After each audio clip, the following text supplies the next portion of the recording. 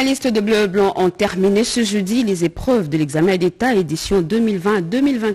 Eh bien, nous recevons sur ce plateau le ministre de l'enseignement primaire, secondaire et technique, le professeur Tony Mwaba, pour d'éventuels détails en rapport justement avec la clôture de l'examen d'État. Bonsoir, monsieur le ministre. Bonsoir, madame.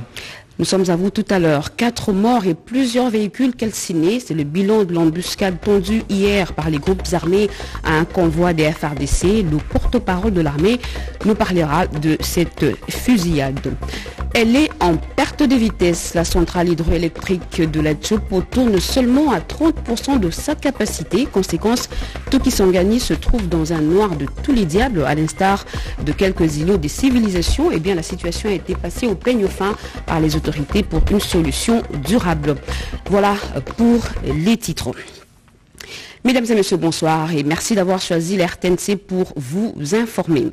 En nouvelle, les léopards de la République démocratique du Congo, tenus en échec par les Taifa Stars de la Tanzanie par un but partout. Dieu merci, Mbokani, qui a fait son retour en sélection, a marqué l'unique but congolais. Match comptant pour la première journée des éliminatoires mondiales Qatar 2022. Les poulains d'Hector Cuper vont croiser le fer lundi prochain avec le Bénin pour la deuxième journée de ces éliminatoires. Rien n'a affecté les bonnes relations bilatérales séculaires entre l'Italie et la République démocratique du Congo. C'est ce qu'on peut retenir de la rencontre historique entre le président Félix-Antoine Tshisekedi Tshilombo et son homologue italien Sergio Mattarella ce jeudi soir au palais de Quirinal à Rome. Pendant 1 heure, les présidents Félix-Antoine Tshisekedi Tshilombo et son hôte ont échangé en toute convivialité. Le reportage complet dans nos prochaines éditions. Et en image, les accords signés avec le Fonds monétaire international, eh bien, où en est-on? La réunion de la Troïka économique s'est adonnée à la tâche. Elle a évalué la situation financière en République démocratique du Congo au regard de l'accord avec cette institution de Bretton Woods. C'était à la prémature sous la houlette du Premier ministre Jean-Michel Sama-Lukonde Kyenge. Pati Tondongo, Marcel Mobenga et bienvenue au salon. Enseignez ce reportage. Économique réuni autour du Premier ministre Jean-Michel Sama-Lukonde Kyenge a fait le suivi des accords conclus entre la République démocratique du Congo et le Fonds monétaire international, et c'est là pour la facilitation des crédits élargis. On a passé en revue les critères parce qu'il y a une évaluation au mois de septembre et en décembre, et à ce sujet les indicateurs sont ouverts.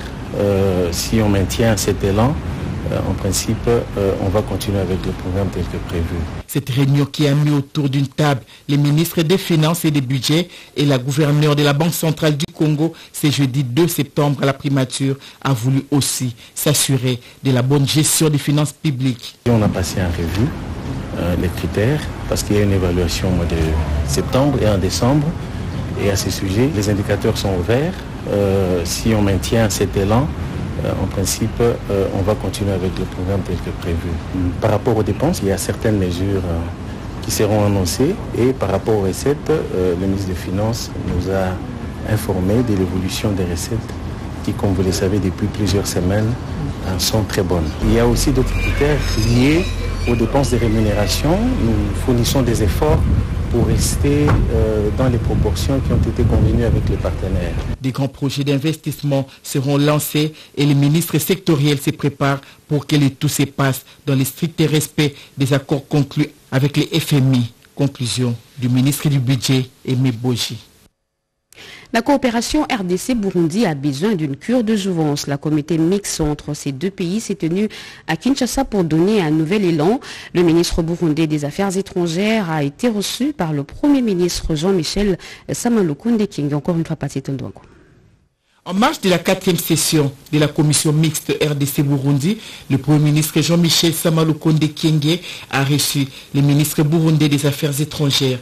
Tenue après 33 ans sous la supervision du chef du gouvernement, cette commission a entre autres comme mission de renforcer les relations d'amitié et de coopération dans plusieurs domaines d'intérêt commun, notamment la défense et la sécurité à la frontière commune. C'est une session historique qui vient encore une fois rapprocher nos deux pays. Le Burundi a mis en priorité la diplomatie économique.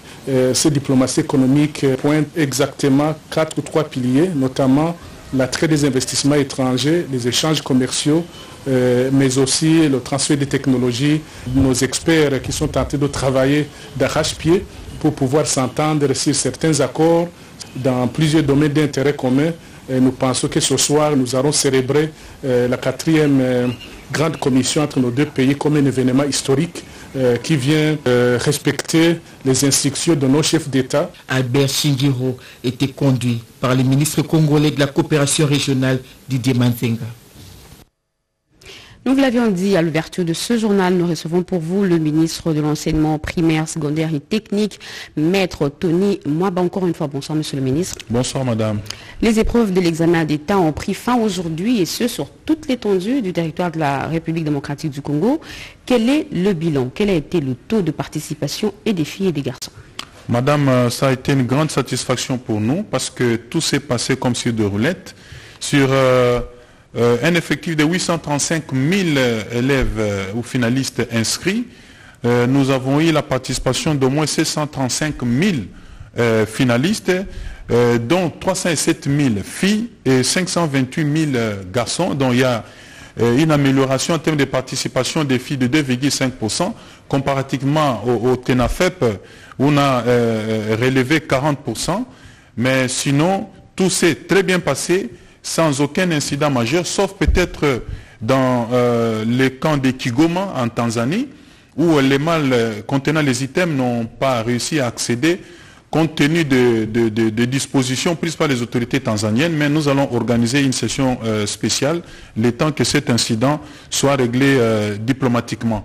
À part peut-être un autre petit incident au niveau de Tanganyika et aussi du Kivu, tout s'est bien passé et tout a vraiment baigné dans l'huile. Et le bilan est vraiment satisfaisant. Oui, on a vu dans les réseaux sociaux, on a été informé justement des différentes casses qu'il y a eu. Mais quel est l'essor de ces finalistes? Parce que finalement, il n'y a pas eu examen d'État dans ce coin du pays. Vous avez cité le cas de Tanganyika. Quel est le oui, sort? au niveau de Tanganyika, dans les Manono, il y a eu une sorte d'intoxication des finalistes qu'on a fait croire que les items qui étaient contenus dans les malles ne reprenaient pas les épreuves qui leur étaient destinées, c'était pour d'autres options. Alors, comme par magie, on leur a dit ça, mais malheureusement, ils ont cru à cela, ils ont procédé à des casses, ils ont fait tous les actes de vandalisme qui ont été relayés même dans les réseaux sociaux.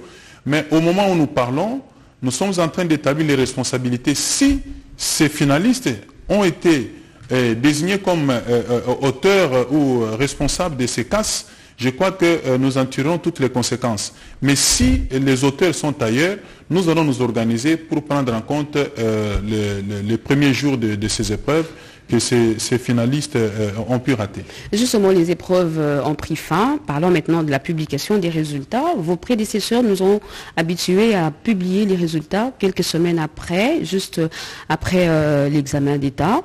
Quelle sera votre méthode? Est-ce que vous allez rester dans les mêmes élans? Vous allez réitérer leurs bonnes habitudes? Nous allons demeurer dans les mêmes élans, c'est vrai, d'ailleurs avec beaucoup plus d'amélioration d'ailleurs, pour la simple raison que, contrairement aux années antérieures, il y a une forte participation des finalistes cette année, ce qui fait que cela aurait pu avoir un impact sur les temps qu'il faut prendre pour la correction et la publication, mais nous ferons en sorte que nous demeurions dans les temps. Donc, d'ici la fin de ce mois de septembre, entre le 22 ou le 25, en tout cas, au plus tard, la fin de ce mois de septembre, les résultats seront rendus publics. Et pour finir, cette dernière question d'un parent qui se plaint que chaque année, au fait, il y a un budget que les PST allouent à l'examen d'État, mais aussi chaque année, on demande des frais aux élèves. Pourquoi? Bonne question, madame. Dans le budget qui alloué, n'est-ce pas, à la session ordinaire des examens d'État, il y a deux rubriques. Il y a une rubrique qui s'occupe de la supervision nationale. La conception, la rédaction, la production, le convoyage et même la correction des examens, ça, c'est pris en charge totalement par l'État.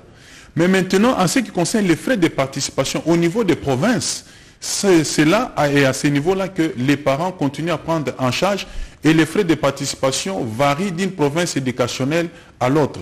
N'oubliez pas qu'à l'EPST, nous gérons 58 provinces éducationnelles, mais nous sommes en train de nous battre pour que dans les années qui suivent, que l'État soit à même de prendre toutes les étapes totalement en charge pour éviter à ce que ce poids repose encore sur les parents. C'est un processus, je ne peux pas le faire seul. Je dois associer ou approcher nos collègues du budget et des finances pour arriver finalement à mettre tout sur le dos de l'État. Mais en attendant, l'État prend en charge juste une partie et l'autre partie, c'est supporté par les parents en termes de taux de participation qui varient d'une province à l'autre par rapport aux réalités, aux spécificités de chaque province. Monsieur le ministre, merci d'avoir accepté l'invitation de la RTNC. Nous rappelons là que nous recevons pour vous le ministre de l'enseignement primaire, secondaire et technique, maître Tony Mwaba. Merci. Poursuivant ce journal, la ville d'Ombujimai au Kasaï oriental a connu un drame ce jeudi. Un incendie s'est déclaré dans la commune de Dibindi. À l'origine, un feu d'essence a pris feu, causant la mort d'un motard. Affirmation faite par la bourgmestre de cette commune, Madame Georgette Ndaya. Elle est jointe au téléphone par Robert Ndaïtisisi. La ville d'Ombujimai sous les chocs ce jeudi 2 septembre 2021. Consternation et émotion. Un incendie s'est produit aux alentours de 10 heures au grand marché Bakwadianga à Mbujimai. Un fût d'essence s'est renversé près d'un brasero. La bourgmestre de Dibindi, joint au téléphone, confirme le fait. Venons de l'apprendre, il y a eu un incendie à Mbujimai dans votre commune. Qu'est-ce qui s'est passé? Il y avait un monsieur qui était en train de rouler un fût d'essence. Alors, il y avait un embouteillage, un camion d'un transporteur de fret venait du côté de Mama-Yemo. Alors, en voulant éviter l'embouteillage, il s'est cogné au fût d'essence. Le bouchon s'est enlevé du fût. C'est comme ça que l'essence a commencé à sortir. Quand l'essence a commencé à sortir, il y a une femme qui était à côté qui grillait les patates douces. Alors, celle-là, en voulant sauver ses patates douces, elle a pris la casserole brutalement. Il y avait des motards qui étaient là. Un motard qui était sur la moto, il a été calciné. Il a été calciné. Celui-là, il a eu des brûlures de 2e degré. Tandis que celui qui était en train de pousser le fût d'essence, en voulant sauver le fût, il a été calciné et il en est mort. Cet incendie relance la problématique de manque de camions anti-incendie au Kasaï oriental. Parlons à présent de cette perquisition dans la résidence du général John Numbi. C'était une véritable cache d'armes. Regardez. Lors d'une descente effectuée par les services urbanisme et habitat, accompagnée par la police militaire de la ville-province de Kinshasa et d'autres services, en date du 30 août 2021, à la résidence gendarmerie John Numbi, située au numéro 5 des avenues des Orangers, dans la commune de la Gombe, une saisie importante de quantités d'armes de guerre comme mortier 60, mortier 80, PKM, AK-47, lance-flammes et autres, a été trouvée dans la dite résidence, et ce, à la surprise générale de services de l'habitat, constatant l'existence d'une poudrière à la résidence privée d'un chef militaire. Poursuivant les investigations, une autre descente a été effectuée en date du 1er septembre 2021 et cette dernière a permis de constater l'existence de plusieurs cartons contenant des copies des procès-verbaux et d'autres courriers dans les dossiers affaire Éric Lengue, de l'assassinat du défunt président de la République Laurent Désiré Kabila, de l'affaire Bundoudia Congo et l'assassinat de Tchebeya et son chauffeur Bazana. Plusieurs photos de personnes inconnues ainsi que des images sur la mort de Tchebeya. A noter la découverte dans la dite résidence d'une chambre bizarrement équipée d'un lit d'hôpital et d'un grand congélateur aux odeurs de corps humain. Sur instruction de l'auditeur général, les échantillons ont été prélevés par la police scientifique pour des analyses approfondies. Et les éléments des FARDC et ceux de la MONUSCO sont tombés dans une embuscade de groupes armés sur l'axe Komanda-Luna dans la province de l'Ituri. Bilan, 4 morts et plusieurs véhicules incendiés. Mais fort heureusement, l'armée a pu libérer 60 personnes enlevées par ces hors-la-loi. On fait le point avec le porte-parole des opérations militaires en Ituri. Les armées ont poursuivi l'ennemi après cette attaque. Nous avons retrouvé 4 corps, un corps est incendié dans le véhicule et 3 corps à 800 mètres de la route principale lors de la poursuite. Et lors de cette poursuite, nous avons aussi ramené notre population qui était prise en otage par l'ennemi. Donc ça n'a pas tardé. Lorsque nous avions été informés, nous sommes passés à l'action. Malheureusement, l'inévitable est venu et nous y travaillons pour remédier définitivement à cette situation.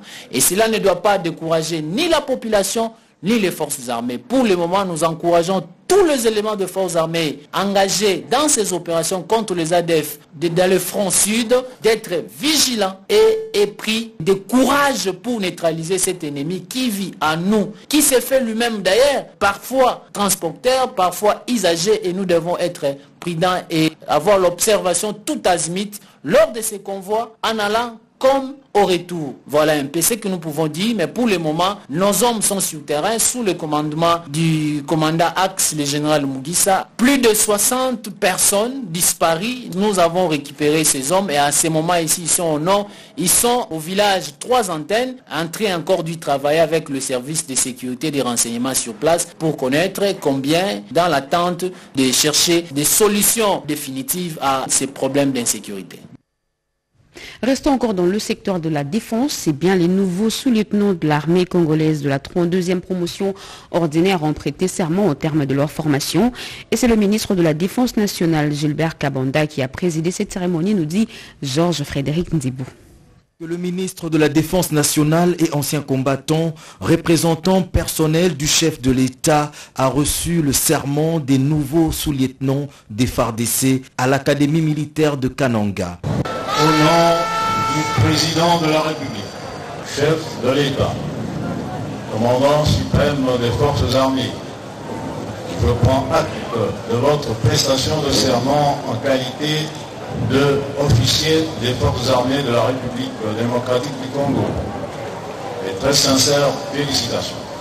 Le commandant de l'Académie militaire a reconnu que la pandémie à Covid-19 n'a pas permis le bon déroulement de cette année académique avant de féliciter élèves, officiers, lauréats, enseignants et instructeurs pour leur sacrifice. S'en est suivi la présentation des résultats par le directeur des études de l'Académie militaire. Le représentant du chef de l'État a invité les nouveaux officiers et lauréats du jour à bannir les antivaleurs en vue de bâtir un Congo nouveau, prospère et à ne pas reculer devant l'ennemi. C'est ici le moment de rappeler que l'Académie militaire de Kananga n'est ni une blanchisserie, ni un lieu de distribution des grades de sous-lieutenant.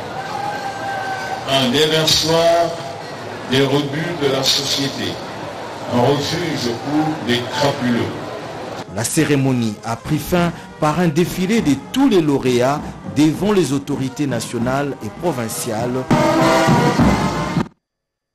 Parlons à présent de la territoriale. Sachez que sur les 26 provinces du pays, 14 vont bientôt organiser les élections des gouverneurs et vice-gouverneurs. Confirmation du vice-premier ministre, ministre de l'Intérieur, Daniel Asselo, au Kitolé d'État avec José Baïtouambo. L'équilibre institutionnel rompu dans certaines provinces, le choix des animateurs s'annonce déjà. Dans une communication devant la presse, le vice-premier ministre, ministre de l'Intérieur, Sécurité, Décentralisation et Affaires coutumières confirme l'organisation des élections des gouverneurs dans 14 de 26 provinces de la République démocratique du Congo. Élections imminentes pour mettre fin à la situation de crise persistante qui bloque le bon fonctionnement des institutions provinciales. Son Excellence, M. Félix-Antoine Tshisekedi Tshilombo, président de la République, chef de l'État, nous a donné une double instruction consistant essentiellement à prendre contact avec la CENI au fin d'organiser les élections dans les provinces où les gouverneurs ont été déchus. Il s'agit de Bazouele, Olomami, Ituri, ça sera après l'état de siège, Kasaï central, Kasaï oriental, Kinshasa, là c'est le vice-gouverneur, Congo central, Kwango, vice-gouverneur également, Lomami, Maïndombe, Maniema, Mongala, Tanganyika, Chopo. La question du calendrier électoral étant subordonnée à la mise et à la disposition par le gouvernement de la République de l'enveloppe budgétaire en faveur de la CENI. Ce sera peut-être la fin de crise due aux vagues de motions de défiance, des censures ou pétitions contre le gouverneur et vice-gouverneur. La centrale hydroélectrique de la Chopo a perdu près de 70% de ses capacités à fournir régulièrement de l'électricité à Kisangani. Un seul groupe serait en service sur les 3. Le directeur général de la SNEL a examiné la situation avec le ministre provincial ayant en charge de l'intérieur et sécurité, Yvette Makuntsima. Une puissance qui s'est effritée au fil du temps, entraînant un déficit criant en énergie électrique dans la province de la Chopo. Au départ, la centrale hydroélectrique de la Chopo comptait 3 groupes fonctionnels avec une puissance installée de plus ou moins 21 MW. À ce jour, seul le groupe 2 est resté en service, d'où la fréquence très élevée des délestages à Kisangani qui se retrouve quasiment dans le noir. Le directeur général de la SNEL SA, Jean-Bosco Kayombo-Kayan, saisit de cette occasion son plan en urgence pour un retour rapide en exploitation du groupe 3. Nous avons envoyé des pièces de rechange en Afrique du Sud pour être reconditionnées pour le groupe numéro 2 et le groupe numéro 3. Nous avons commandé déjà des pièces pour le groupe numéro 1 qui venait d'arriver il n'y a pas longtemps ici à Kinshasa, que nous allons rapidement acheminer à Kisangani. On va prendre des experts de Inga dans les autres centrales pour essayer de renforcer l'équipe de Kisangani pour que rapidement nous puissions trouver une solution transitoire de démarrage, donc une solution à court terme pour rattraper la puissance qu'on avait. Le ministre provincial de l'Intérieur et Sécurité de la Chopo, Jean Tongo, reçu par le directeur général de la SNEL SA, décrit les faits. Je crois que sur l'ensemble de la ville, il ne nous restait que 2 MW. Et 2 MW pour un besoin de 40, c'est vraiment insuffisant. Voilà pourquoi nous étions en contact avec le DG. Et il a jugé bon que nous puissions vraiment être à Kinshasa pour qu'on discute de vive voix. Pour assurer un retour à la normale, un accord de financement a été conclu avec l'agence belge Enabel pour la réhabilitation du groupe 1. Juste après ce journal, vous suivrez en page magazine cette rencontre entre le directeur général de la SNEL et cette délégation venue de la province de la Chopo. Des bornes fontaines seront bientôt placées dans les quartiers touchés par la pollution des rivières Chikapa et Kasaï dans la province de Kasaï pour soulager tant soit peu la population. L'annonce a été faite par le ministre du Développement rural, François Roubota, en visite dans cette partie du pays. Jean-Pierre Ndolo Demazo nous en parle. Une délégation du gouvernement central séjourne dans la ville de Chikapa, chef-lieu de la province du Kasaï. C'est pour se rendre compte de la situation de la pollution des eaux des rivières Kasaï et Chikapa, conduite par le ministre d'État en charge du développement rural, François Roubota Masumbuko. La délégation est allée s'enquérir de la situation des eaux de ces rivières. Elle a ensuite visité les différents sites où seront construits les forages d'eau pour la population victime de la pollution, comme le confirme le ministre d'État François Roubota Masumbuko. Nous sommes donc une équipe envoyée par son Excellence Monsieur le Premier ministre Jean-Michel Samaloukonde sous l'impulsion de son Excellence Monsieur le Président Félix Antoine Tshisekedi Tshilombo pour venir constater et apporter notre compassion et assistance à la population de Chikapa et ses environs qui a souffert de la pollution de la rivière Chikapa qui a aussi pollué la rivière Kasaï. Nous avons sincèrement constaté que non seulement cette histoire de pollution d'eau des rivières, mais il y a un problème criant de manque d'eau potable. Et moi, dans mon secteur, nous allons nous atteler à faire en sorte que les villages visités, nous ayons une desserte en eau potable. Ces forages seront construits au quartier Abattoir et Kalonda dans la colline de Kélé, Portité à Dibunda et Kamalinga dans la commune Kanzala. Quittons Kassai pour le Haut-Katanga où la mise sur pied d'une base de données qui permettrait la maîtrise des effectifs des agents et cadres de l'administration publique se trouve être la raison de la mission du vice-premier ministre, ministre de la fonction publique Jean-Pierre Liaou dans cette partie de la République. Nadine Kiloso, Moké Maluma et Oscar Malkaïch. La maîtrise des effectifs, pari que veut gagner le vice-premier ministre, ministre de la fonction publique Jean-Pierre Liaou. D'une oreille attentive, les chefs de division, hauts cadres et cadres de l'administration publique ont suivi l'ultime sens de cette initiative idoine devant moderniser l'administration du service public au profit des agents de l'État. Dans une présentation du vice-premier ministre Jean-Pierre Liaou, les participants ont eu des explications claires sur ces processus majeurs devant conduire l'appareil administratif public au fonctionnement optimal. Savoir maîtriser les effectifs. Il faut commencer par là. On maîtrise, on retraite, on rajeunit, on modernise, on améliore les conditions de travail, de salaire, on dématérialise, on simplifie et on met à la disposition de l'État une administration forte, capable de l'aider à devenir un État fort. L'administration publique repart désormais sur de nouvelles bases avec une nouvelle machine bien administrée par l'autorité de tutelle, Jean-Pierre Liaou. Un document commun contenant toutes les informations sur le fonctionnement de l'ITIE RDC vient d'être élaboré par les experts du ministère du Plan. C'était au terme d'un atelier de 2 jours organisé à Sultani Hotel. Peggy Mukunda et Tony Djouma ont signé ce reportage. Disséminer les rapports ITIE sur base des grilles de dissémination qui ont été adoptées et que les cibles soient élargies et la partie la plus importante touche les personnes qui sont directement concernées par les mines et les pétroles, en fait qui en subissent les effets négatifs pour qu'ils soient impliqués dans ce processus. Quelques recommandations formulées à l'issue de l'atelier d'élaboration des grilles de dissémination du rapport assoupli ITIE RDC. Avant, on faisait des disséminations en général, mais maintenant là, le secrétariat technique a voulu que la dissémination puisse être ciblée, c'est-à-dire là où se passe l'exploitation minière, qui parlent des problèmes qui intéressent leur province. Si depuis plusieurs années, la dissémination a été faite sur base des rapports synthèse, mais aujourd'hui, nous avons pensé que cette stratégie n'était pas très bonne pour impliquer les citoyens. C'est pour ça que nous avons proposé au secrétariat technique de l'ITIE de faire des grilles de dissémination relatives à la situation de chaque province.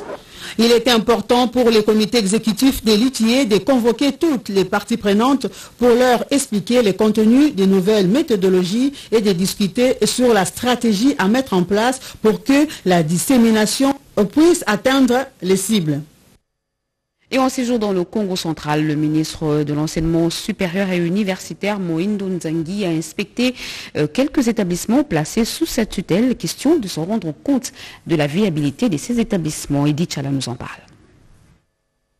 Se trouvant dans le Congo central, en sa qualité de premier vice-président de la commission de l'UNESCO en RDC, le ministre de l'Enseignement supérieur et universitaire Moïndo Nzangi Butondo a participé activement à la journée internationale de la traite négrière et son abolition, samedi 27 août 2021. Faisant d'une pierre 2 coups, le patron de l'enseignement supérieur et universitaire a également procédé à l'inspection des établissements sous sa tutelle, d'abord à l'université Joseph Kasavubu de Boma, où il a aussi lancé et participé aux travaux de sensibilisation sur les états généraux. Le même mardi 30 août, le ministre de l'enseignement supérieur et universitaire s'est livré au même exercice à Matadi, à l'Institut supérieur de commerce et à l'Institut des bâtiments et travaux publics, ainsi qu'à l'Institut supérieur pédagogique de Matadi. Poursuivant ces inspections en vue d'un état des lieux sans complaisance, le ministre de l'Enseignement supérieur et universitaire, Moïndo Nzangi, a aussi foulé le sol des installations du Centre d'information et de vulgarisation agroalimentaire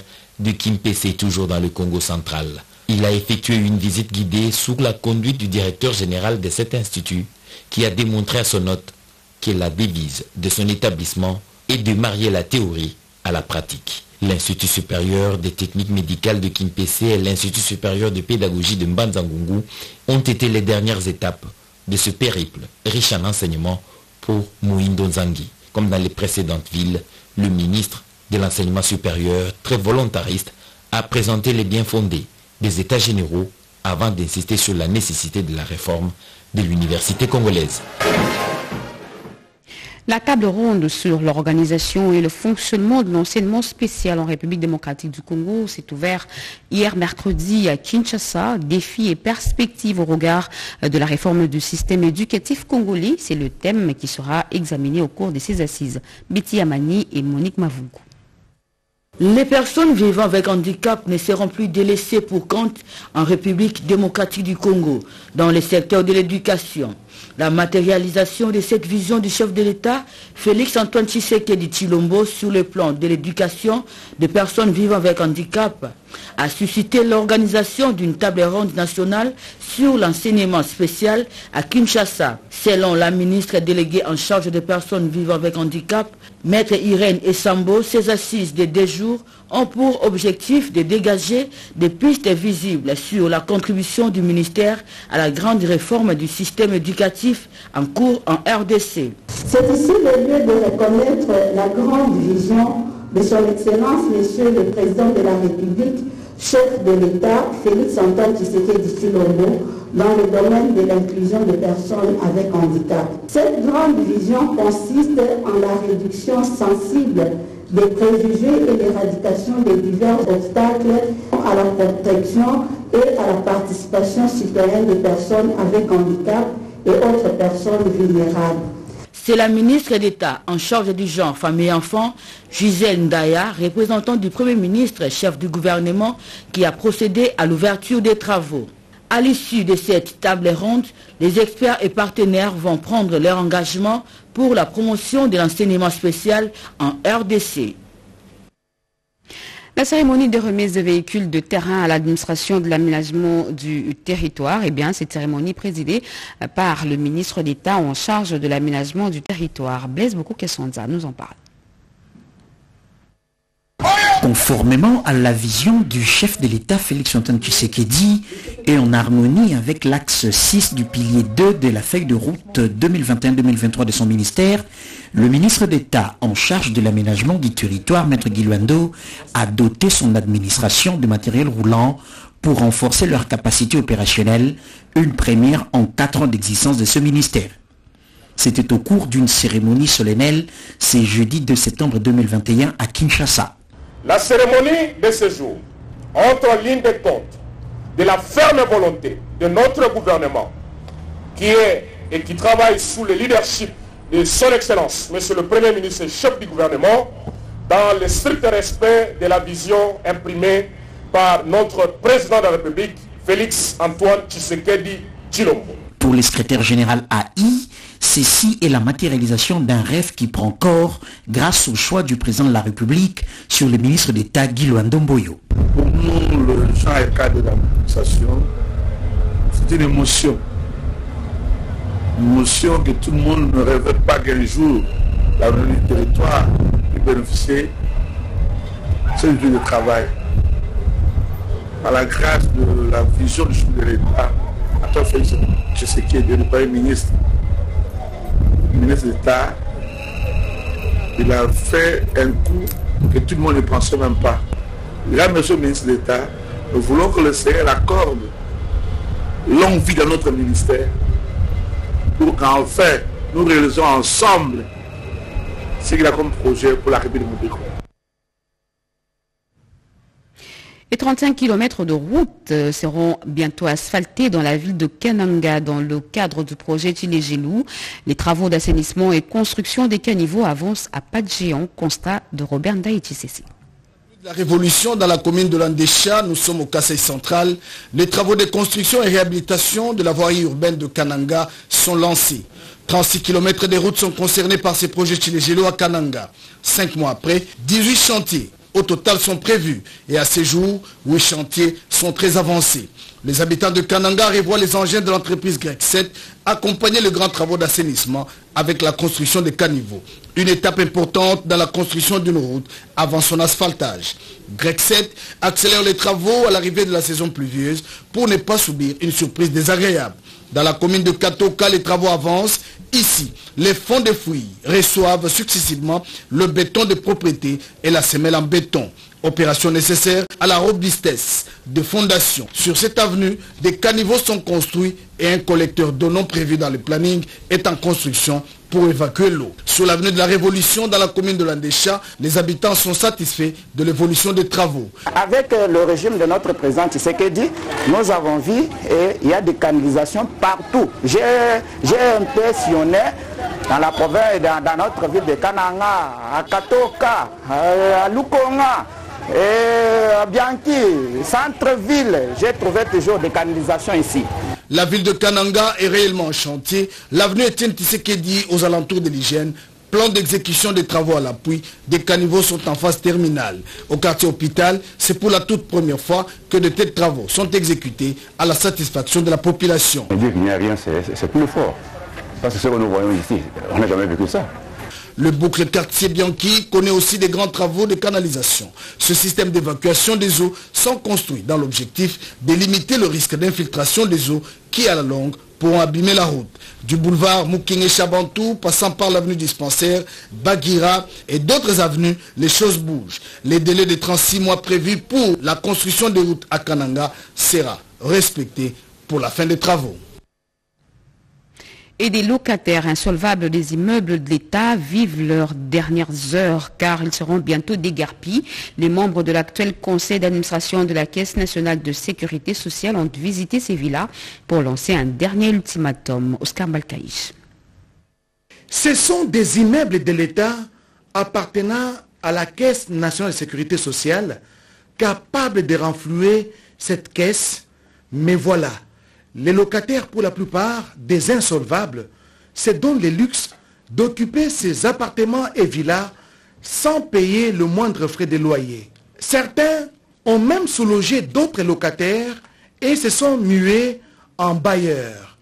Pour mettre fin à ces désordres qui allient domicile, une délégation de membres du conseil d'administration de la CNSS, constituée directeur général, le docteur Jean-Simon Foutikiakou, et de la présidente du conseil d'administration, Joséphine Chimbi, a effectué une visite de ces immeubles. Question de faire ces constats. Personne ne sera déguerpi et puis va laisser reposer calmement avec ces sommes qu'il détient dûment. Sinon, ça sera un très mauvais signal. N'importe qui pourra se permettre de se soustraire, de rester dans les locaux de l'INC, c'est que ça se passe toujours comme ça. Il est parti et sans qu'il puisse demeurer redevable. De l'immeuble Kimpoko, en passant par les autres villas et patrimoines du domaine de la CNSS, le constat est amer. Quand vous regardez les immeubles qui nous entourent à gauche et à droite, nous sommes dans des taudis à la limite parce que c'est un peu sale, mal entretenu. Et au niveau du conseil d'administration, je pense qu'on va prendre vraiment des décisions idoines quant à ce. Tous les moyens seront utilisés pour que la Caisse nationale de sécurité sociale rentre dans ses droits. Le FPI vient de récupérer une concession pour le compte de l'État dans la commune de Limété. Eh bien, le directeur général de cette entreprise en a profité pour effectuer une visite d'inspection au centre féminin Maman Antoinette Mobutu. Regardez. Le directeur général intérimaire du Fonds de promotion pour l'industrie, Jean-Claude Kalenga, a effectué ce mardi 31 août 2021 une visite d'inspection et d'évaluation dans la commune de Limété. Première étape, le bâtiment acquis par Dation en paiement au quartier Kingabwa. Cette descente sur le terrain de Jean-Claude Kalenga, directeur général à IDFPI, accompagné de quelques cadres, s'inscrit dans la récupération de cet immeuble auprès de la Société Générale du Commerce spécialisée dans la production de papier, dont le projet, sollicité depuis 2015, n'a jamais été réalisé. Tout compte fait à ce jour, allant du montant principal ajouté des intérêts financiers et du retard, la créance du débiteur s'élève à 5 300 000 $ américains. Un contrat est un engagement entre deux parties. Et les deux parties se sont engagées, ils ont des obligations et des devoirs réciproques. Si l'une des parties ne respecte pas ses obligations et ses engagements contractuels, donc il met l'autre partie dans une position où il doit recourir à toutes les voies judiciaires. Eh bien, nous allons continuer. Les recouvrements forcés vont même s'accentuer. Nous allons continuer parce qu'il y a beaucoup qui ont pensé que le FPI est une œuvre de bienfaisance. Non. Le travaux en cours d'exécution concerne le bâtiment de l'école secondaire, primaire et maternelle, sans oublier l'atelier de coupe-couture. Jean-Claude Kalinga a félicité par ailleurs la fondation Denise Nyakero Tshisekedi qui s'aligne aux exigences du contrôle édicté par le FPI. Fin de ce journal, mesdames et messieurs. Si vous nous avez pris en cours, voici le rappel des titres. Les finalistes des Bleus et Blancs ont terminé ce jeudi les épreuves de l'examen d'État édition 2020-2021. Nous avons reçu sur ce plateau le ministre de l'enseignement primaire, secondaire et technique, le professeur Tony Mwaba, qui a donné toutes les statistiques pour cette édition et a aussi rassuré la publication des résultats d'ici la fin de ce mois. 4 morts et plusieurs véhicules calcinés, c'est le bilan de l'embuscade tendue hier par les groupes armés à un convoi de FARDC. Le porte-parole de l'armée a donné toutes les précisions de cette fusillade. Elle est en perte de vitesse. La centrale hydroélectrique de la Tchopo tourne seulement à 30% de sa capacité. Conséquence, tout Kisangani se trouve dans un noir de tous les diables, à l'instar de quelques îlots de civilisation. Et bien, la situation a été passée au peigne fin par les autorités pour une solution durable, élément diffusé dans ce journal. Mesdames et messieurs, voici la fin complète de ce journal. Merci à vous qui nous suivez partout ailleurs sur satellite. Vous êtes sur l'air